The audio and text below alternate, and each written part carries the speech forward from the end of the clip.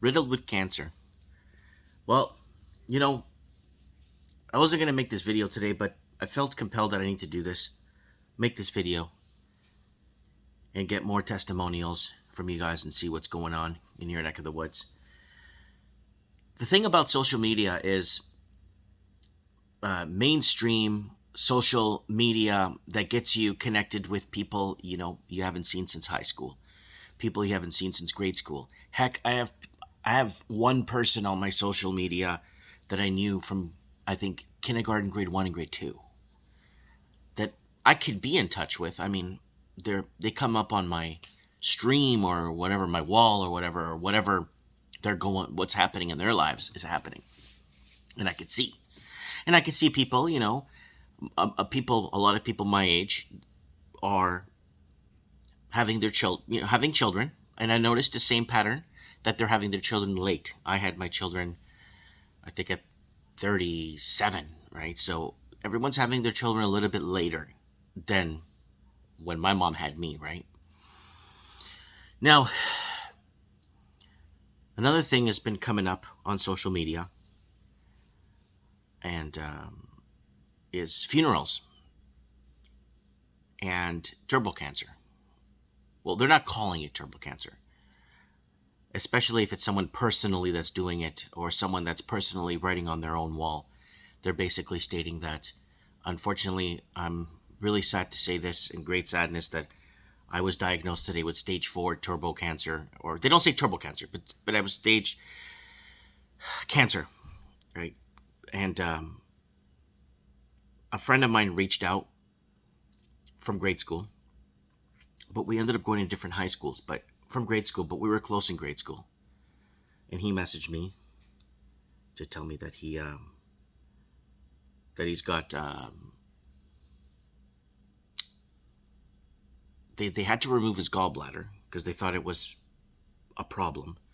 Then it was misdiagnosed, and then they actually realized that they couldn't do anything after. Well, it's a complicated write up, but basically they found cancer in him, or they noticed that he had cancer or cancerous tumors in him or something. So he did a scan, a biopsy, whatever, and a scan and a biopsy. I'm not sure if I have that right. And they found that it's already reached his brain. And this guy is semi-fit, like pretty, not too husky, but a semi-fit guy, plays street hockey all the time.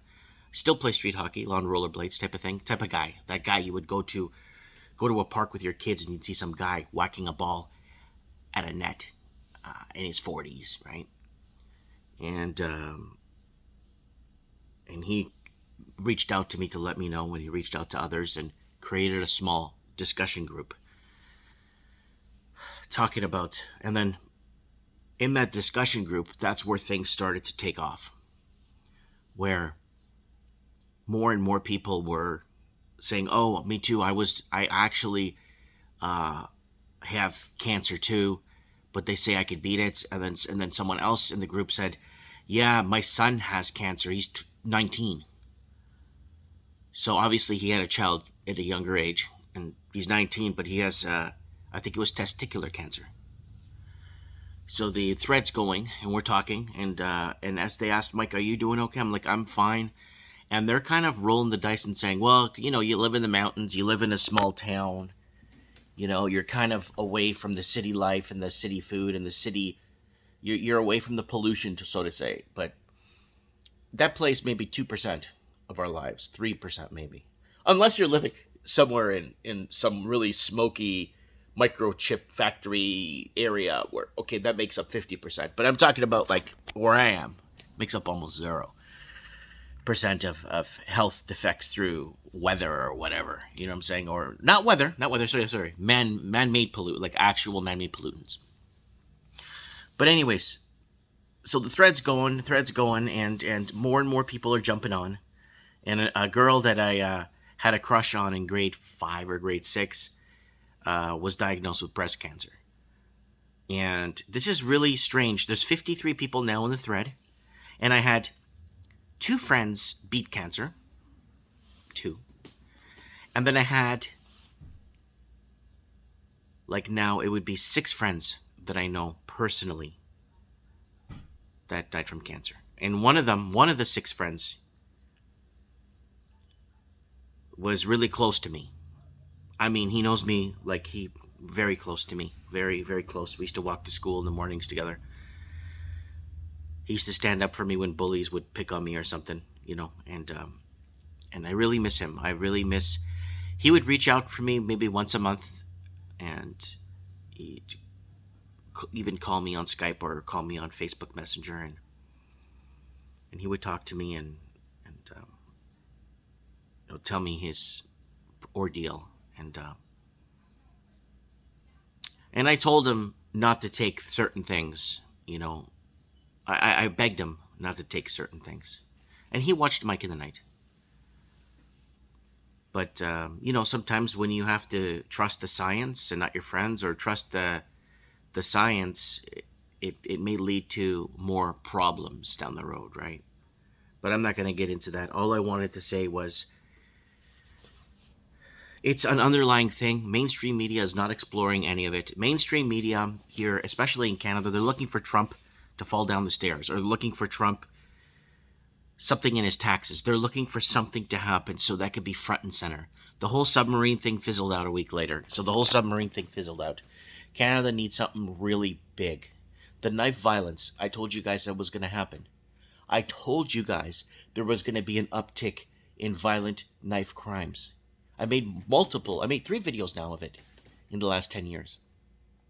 And we were going off the statistics in England of stabbings at 23 or 28,000 stabbings per year in the London area. I got to bring up the video for you guys. But yes. You're going to start to see an uptick in a lot of things here in the West. America's turning into Amerifornia, like we predicted back in a 2014 video. Wagons East. Texifornia is coming. Florifornia. New Jerseyfornia. Everything will become multiple layers of government. And it's going to break people down if turbo cancer doesn't get them first. And that's what we're looking at right now. And that's what I've been, I joined that, the thread to talk with other people that I grew up with. And we have a small community from our high school, from like 4 grades of the high school at that time. Some people, and then there's another group. So this one group is now growing, and we're talking and just kind of trying to make sense of people are still not connecting the dots. I sent somebody a copy of Mike in the Night. I put it up on the website. I think it was 468 from August, September of 2022. But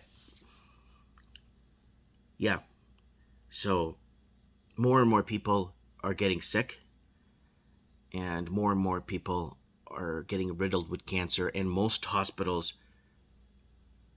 I think in my heart of hearts, I don't know this, are telling people not to tell the patients they have cancer. And I could prove that because that happened to my dad. My dad had cancer for 4 years. They never told us in Ontario, Canada. Then when he came out to visit me in BC, he did a basic blood test because he wasn't feeling well, and they realized that he had stage 4 cancer. That was in 2019. And they knew that how the hell did this guy get on an airplane?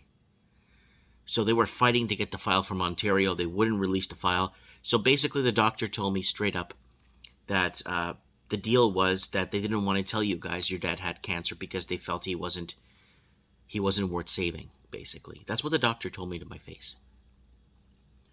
So I'm thinking it's happening more. And I think it's happening, and I think they're going to keep it quiet. And I just wanted to put this out there. I don't know. I was almost going to make this video today, but I thought I could create a form of awareness and maybe go from there. And hopefully your guys' testimonies may debunk me, may say, hey, you know what, Mike? I don't know what the hell you're talking about. You're out of your tree. And maybe somebody could tell me in the comments that I'm wrong, or maybe I'm looking into things that are not happening. And that's what I'm hoping for. That's what I'm truly wholeheartedly hoping for.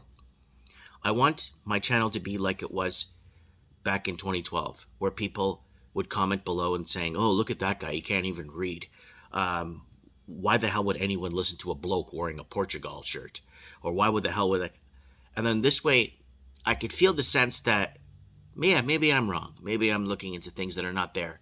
And these people know more, and they have a handle on things. They have the control. They know what they're doing. Anyways, okay, guys, go do your thing. I'm going to have my coffee here. I'll see you guys on the flip side. And I hope everybody is well out there. I'll see you guys this Saturday on Mike in the Night. And you could call in and give us your testimonies or what's going on or what's happening in your neck of the woods across the Commonwealth. Mike Martin's here. I have spoken.